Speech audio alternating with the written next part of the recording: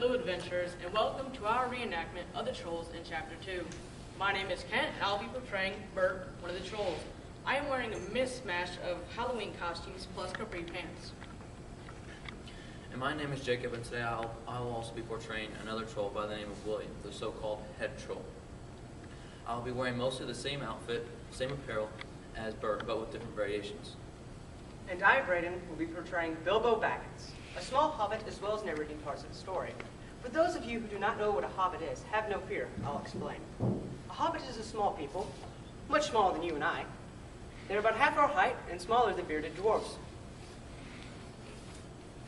Hobbits have no beard, and sadly, and they have little or no magic about them, except the ordinary sort which helps them disappear quickly and quietly whenever they hear big folk like you and I coming along, blundering through like elephants they can hear a mile off. Hobbits tend to be fat in the belly, I'm a little bit jiggly here. They tend to have bright clothes, and hobbits have no shoes because their feet grow natural leathery soles. Now, they have good-natured faces, and they are inclined to have a fruity, deep laugh, especially after dinner, which they have twice a day, when you can get it. Now that you have enough to go on with, as Bilbo, I will be wearing a vest, a bright shirt, pillow under my vest to give me the belly, baseball pants, and some house shoes. And now for the grand reenactment. There they were, two very large figures sitting on logs around a very large campfire. They were licking gravy off their fingers. They were sitting on logs. They were licking gravy off their fingers. And there was a barrel of good drink at hand. There's a fine toothsome smell at hand. And they were drinking out of jugs. Trolls. Obviously trolls.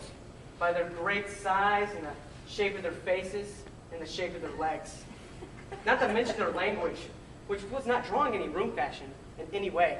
All pointed out what these ugly creatures were. Trolls. Excuse me, boys. Got a terrible cold, and I will be having an assistant. Well, assisting me in narrating, that is. Never a blinking but a man flash how we are for long enough. What the elder William was thinking to bring us around in these parts beats me, and the drink's running short. What's more, mun today, mun yesterday, and blimey, if it wouldn't be mun tomorrow. Shut your mouth. You don't expect folks to stop forever at by you, Bert. You've had a village and a half since we come down from the mountains. How much more do you want? And time's been up our way since when you'd have said, thank you, Bill, for a nice bit of old fat valley mutton like what this is. Wasn't for you, big old Willie, we wouldn't be flailing around like the little dwarves in the mountain that big bird kept flopping through. You bet you don't look starving, you little vermin. You've eaten half the mutton within minutes of finding it, you fat-bellied southern troll. Oh, I'm fat, you pot-bellied drunken fool.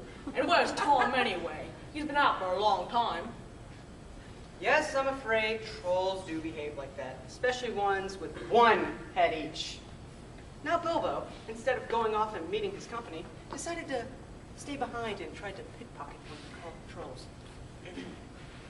Look here. Short in the beginning, the company will be so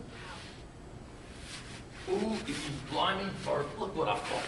What's the squatting little thing? Let me if I know. What are you? Bilbo Baggins, Burr Hobbit. Burr Hobbit? What's Burr Hobbit got to do with me pocket anyways? Can you try and cook 'em? He wouldn't make above a mouthful, even when he was skin and bone. Perhaps they're more like here around here. Here, you. Any more of your sort sneaking around here, you nasty little rabbit? Oh, yes, lots. Oh, no, none at all. Not any. Why would there be any? What do you mean? What I say? Please don't cook me, kind sirs. I will go cook myself, and I cook better than I cook. If you see what I mean, I'll cook it beautifully. I'll cook beautifully for you. I'll beautifully prepare breakfast for you. Only if you won't have me for supper. Poor little blighter. Poor little blighter. Let him go.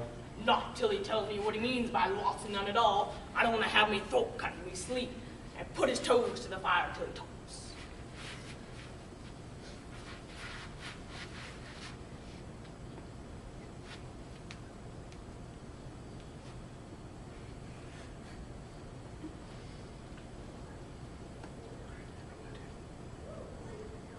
I won't have it. I called him anyways. You're a fat fool, William, as I said forward this evening. Then you're allowed. I won't take that from you, you pug. Excuse me, my throat is running dry.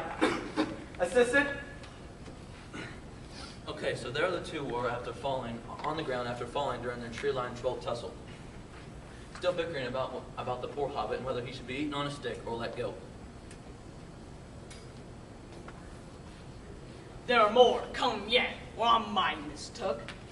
By the looks of it, lots and none at all. There's no burrow hobbits, but lots of these here dwarves.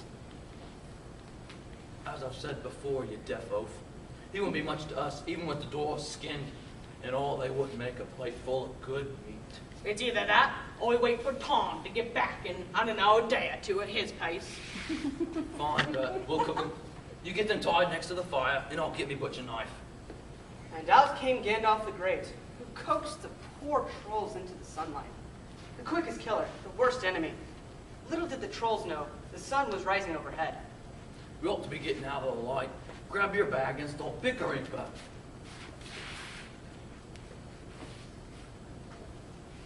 Bert, you forgot something. Your mutton. What the thing say? Burton always tricking you. And as William said his last words, the sun rised over the hills and turned the trolls into the stone. And these were the last words, or the last moments for the trolls.